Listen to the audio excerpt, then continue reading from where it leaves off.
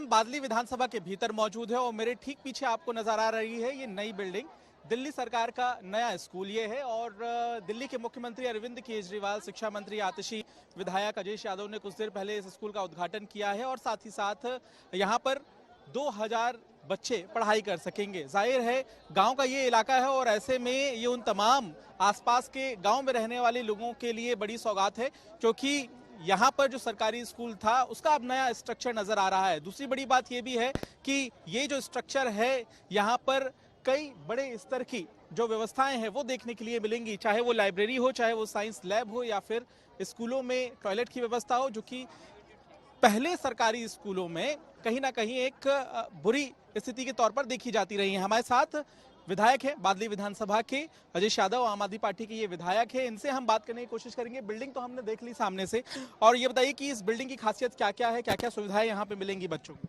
नहीं, देखिए, आज जो बिल्डिंग आप देख रहे हैं पीछे, मैं दावे के साथ कह सकता हूँ कि ये हमारे देश में सबसे अच्छी बिल्डिंगों में है। और अभी सीएम साहब यहाँ से गए हैं, तो आप इसकी एक बार लाइब्रेरी देखिए, आप इसकी लैब देखिए, आप इसमें बच्चे जिस डेस्क पे बैठ के पढ़ेंगे वो डेस्क देखिए, मतलब कंप्यूटर का जो यहाँ रूम है आप कंप्यूटर रूम देखिए। तो मतलब जो एक बच्चे को प्राइवेट स्कूल वालों के यहाँ इम्पॉसिबल है, क्योंकि हमने बहुत सारे प्राइवेट स्कूल देखे हैं और ये सरकारी स्कूल होते हुए इतना अच्छा यहाँ सिस्टम किया गया है। तो बड़ी खुशी आज हमारे पूरे क्षेत्र को कि भाई हमारे बुजुर्गों ने जिस जमीन पे आप खड़े हुए हैं ये हमारी अपने गांव की जमीन थी, इस पे हमने ग्राम सभा की जमीन थी। हाँ, हमारे गांव की जमीन थी और कुछ प्राइवेट लैंड भी थी। तो हमारे बुजुर्गों ने आज से लगभग 55-60 साल पहले अपना पैसे से यहाँ पे एक स्कूल की स्थापना की थी, जो आज भी स्कूल साथ में चल रहा है। तो जब अरविंद जी से बात हुई कि सर हमारा अब तो वो स्कूल उतनी फैसिलिटी हम नहीं दे पा रहे, इस जमीन को, इस स्कूल को आप ही ले लीजिए, तो उन्होंने हमारी बात सुनी। तो आज ये वर्ल्ड क्लास स्कूल उनकी तरफ से हमें दिया गया। आपने बीच में मैंने देखा जब आप भाषण दे रहे थे तो आपने राजीव गांधी का जिक्र भी किया, उनका जिक्र क्यों पड़ गया आपको? देखिए, आप जहाँ खड़े हुए हैं यहाँ से 300 मीटर पे जाएंगे, एक बहुत बड़ा हॉस्पिटल बनने लग रहा है, लगभग 80% उसका काम हो गया। सन 85 में जब राजीव गांधी 86 के आसपास जब राजीव गांधी प्रधानमंत्री थे, उन्होंने इस हॉस्पिटल का उद्घाटन किया था। कब किया था उद्घाटन? जी, अच्छा। हाँ, तो उसके बाद शीला दीक्षित जी जब मुख्यमंत्री रही, 3 या 4 बार शीला दीक्षित जी ने किया, एक बार योगानंद शास्त्री जी ने किया, सज्जन कुमार जी ने हर चुनाव में किया। मतलब ये उद्घाटन ही उद्घाटन होते रहे, कभी किसी से एक ईंट नहीं लगी। कब शुरू हुआ कंस्ट्रक्शन? इसका 2019 में हमने इस हॉस्पिटल का कंस्ट्रक्शन शुरू कराया और मेरा क्षेत्र की जनता से वादा था कि अगर ये हॉस्पिटल नहीं बना तो मैं अगला चुनाव नहीं लड़ूंगा। तो मैंने अरविंद जी से कहा, सर मैंने ये कहा है कि अगला चुनाव नहीं लड़ूंगा, तो अरविंद जी ने कहा तेरे को चुनाव जरूर लड़ाएंगे, और इसलिए मेरे अगले चुनाव से पहले ये हॉस्पिटल आज बन के तैयार हो गया। आपने कांग्रेस और राजीव गांधी का जिक्र किया है तो एक कनेक्शन निकल आया, क्योंकि आप बिहार के प्रभारी भी हैं। तो मेरा सवाल आपसे ये है कि कांग्रेस से संवाद ही नहीं हो पा रहा है और आप लोग जो मांग रख रहे हैं कांग्रेस के सामने कि वो सहयोग करे अध्यादेश के खिलाफ राज्यसभा में आम आदमी पार्टी का, वो सहयोग आपको कांग्रेस से नहीं मिल पा रहा है और कांग्रेस पे भी आप हमलावर है, किस तरह से देख रहे हैं इसको? बिहार भी आप गए थे उस मीटिंग में। जी, देखिए, जहाँ तक उसकी बात है तो मुझे लगता है कि अरविंद जी को ज़्यादा इसके बारे में पता है, लेकिन मैं तो जहाँ तक मेरी नॉलेज में आया, हमने तो कहा अपनी स्थिति स्पष्ट कर दे कि भाई आप हैं किधर। वो ये भी नहीं बताते हम हैं किधर, इधर है या उधर है। तो जो ये मेरे अपनी सोच है, तो ये पार्टी का स्टैंड नहीं है। तो मैंने जहाँ तक देखा, हम तो ये पूछ रहे कि आप बताइए उधर है या इधर है।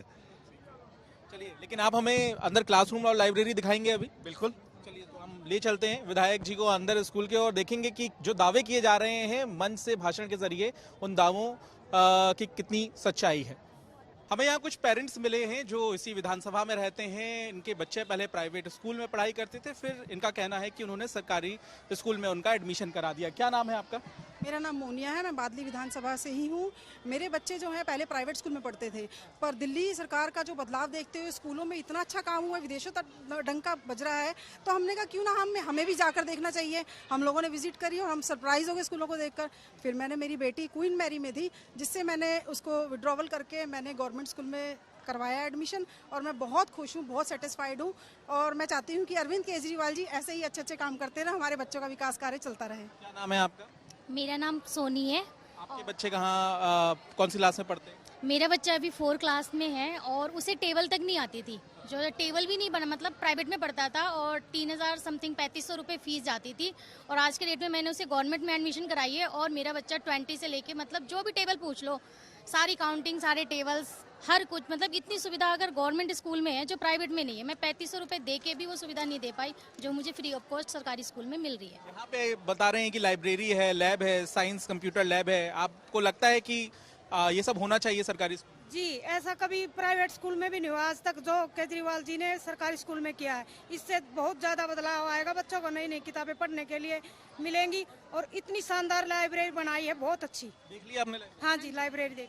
और आपके बच्चे कहाँ पढ़ते हैं? मेरा सन सुजान इंटरनेशनल स्कूल में पढ़ता है। उसका मैंने स्कूल चेंज करना है, इसी में ही डालना है, क्योंकि इस एरिया में पहले ये इस तरह का स्कूल नहीं था। तो अब है तो मैं क्यों ना डालूं, क्योंकि लेवल सबका पढ़ाई का इक्वल ही है, बल्कि उससे भी ये टॉप में ही है, आगे ही जा रहा है, पीछे नहीं है। हाँ, यहाँ पे तमाम ये पेरेंट्स जुटे हुए हैं। पीछे आप स्कूल देख रहे हैं, यहाँ पे जिसका उद्घाटन हुआ है। लेकिन हमारे साथ इस वक्त आपको बता दें कि जो विधायक हैं वो साथ में जाएंगे और दिखाएंगे कि जो दावे किए गए हैं उनमें कितनी सच्चाई है। आइए हम आपको ले चलते हैं स्कूल के अंदर और दिखाते हैं तस्वीरें। लाइब्रेरी की तस्वीरें आप इस वक्त देख रहे हैं और बादली के सरकारी स्कूल के भीतर हम मौजूद हैं। यहाँ जैसा कि दावा कर रहे थे विधायक की जो प्राइवेट स्कूलों में लाइब्रेरी होती है उससे बेहतर लाइब्रेरी बनाई गई है और यही देखने के लिए हम यहाँ पहुँचे हुए हैं। यहाँ आप देखिए कि जो किताबें हैं अलग अलग जानकारियों से भरपूर, उन्हें यहाँ पर रखा गया है और जो पेरेंट्स हैं वो भी यहाँ पर लाइब्रेरी को देखने के लिए पहुँच रहे हैं। स्कूल स्टाफ तो यहाँ पर मौजूद है ही, लेकिन यहाँ पर किस तरह से बच्चों की पढ़ाई ध्यान में रखी जाएगी हम देख रहे हैं। यहाँ पे कुछ कंप्यूटर्स भी रखे हुए हैं। देखिए आप अभी तक क्या होता था कि लाइब्रेरी में आप देखते थे एक बहुत बड़ा सा बेंच रख दिया जाता था। आप देखिए यहाँ सीटिंग अरेंजमेंट देखिए और जिस हिसाब से ये जो सारी बुक्स वगैरह इनको रखा गया है, तो एक तो सीटिंग अरेंजमेंट, बच्चा अपना बड़ा पीसफुल तरीके से यहाँ पे अपनी स्टडी कर सकता है। तो ये एक हटके अलग किस्म की लाइब्रेरी है। यहाँ पे लाइब्रेरी कौन चला रहे हैं? कोई है यहाँ पे जो लाइब्रेरी चलाई? मैम, थोड़ा सा ये जानना है, प्लीज बता दीजिए कि लाइब्रेरी में क्या बच्चों को डिफरेंट पढ़ने का मौका मिलेगा? बिल्कुल, डेफिनेटली हमारे यहाँ पर Hindi, English, math, science, Sanskrit, देशभक्ति, दिल्ली शिक्षा की किताबें, जनरल नॉलेज की बुक्स, आगे कंपटीशन की किताबें, यूपीएससी की और एसएससी की कंपटीशन की बिल्कुल फ्री देते हैं। और जो बच्चे यहाँ से चले जाते हैं, एल्यूमनाई होती हैं, वो भी हमारी लाइब्रेरी में आते हैं, बुक्स इशू कराते हैं।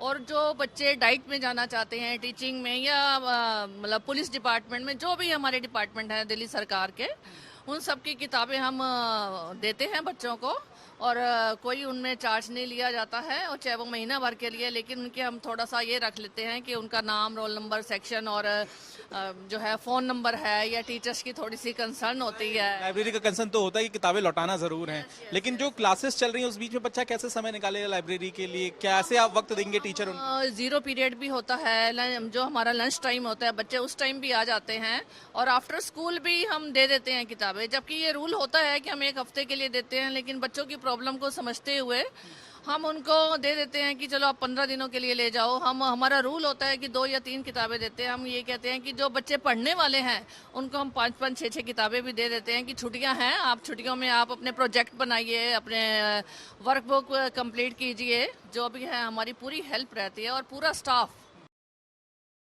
लाइब्रेरियन नहीं, हमारा पूरा स्टाफ ही पूरा हेल्पफुल होता है। हमारे HOS हैं तो वो हमें टाइम टू टाइम गाइडलाइन देते रहते हैं और हमारे डिपार्टमेंट से गाइडलाइंस आती हैं, क्योंकि books are for use, not for lock, under lock and key. अच्छी बात आपने कही, लेकिन सवाल ये है कि यहाँ पे एडमिशन बच्चे लेना चाहें, पेरेंट्स को जानकारी लेनी कि एडमिशन कैसे होगा, क्योंकि सत्र भी जुलाई से शुरू होना है, तो कैसे एडमिशन का प्रोसेस होगा और बच्चे कैसे यहाँ पे जुड़ पाएंगे? देखिए हमारे यहाँ से बच्चों को ना कुछ को कई किलोमीटर दूर जाना पड़ता था। आप देखेंगे ये लिबासपुर गांव है, साथ में जीवन park, Rana park, Bhagat Singh park, चंदन पार्क, 4 हमारी कॉलोनीज है। तो ये बादली जाया करते थे, रोनी जाया करते थे। तो जो बच्चे उधर जाते थे उनको हम उनके रेजिडेंस के हिसाब से अब यहाँ शिफ्ट कर देंगे कुछ बच्चों को, और जो फ्रेश एडमिशन होंगे उसका जो है अभी यहाँ नोटिस लग जाएगा कि उसके लिए वो अपना फॉर्म यहाँ भरें और एडमिशन ले सकते हैं। बहुत बहुत धन्यवाद। तो यहाँ पे जानकारी देते हुए कि कैसे एडमिशन करा सकते हैं इन स्कूलों में, और यहाँ देखिए ये लाइब्रेरी है, लाइब्रेरी को यहाँ तैयार किया गया है। बच्चे आके यहाँ पे पढ़ाई कर सकते हैं और जिस तरह से सरकार दावा कर रही है कि व्यवस्थाएं जो हैं वो बेहतर दी जा रही हैं स्टूडेंट्स को, और ना सिर्फ 12वीं तक की पढ़ाई जो बच्चे कर रहे हैं उसके बाद भी बच्चे यहाँ लाइब्रेरी का इस्तेमाल कर सकते हैं। और उसके अलावा यहाँ पे जिस तरह की सुविधाएं हैं, देखना होगा कि दिल्ली के सरकारी स्कूलों में जो सुविधाओं के दावे किए जाते हैं वो क्या कायम रहते हैं, और आने वाले दिनों में और कितने सरकारी स्कूल दिल्ली में खोलने में कामयाब हो पाती हैं आम आदमी पार्टी सरकार। कैमरामैन साजिद आलम के साथ पंकज जैन, दिल्ली तक के लिए।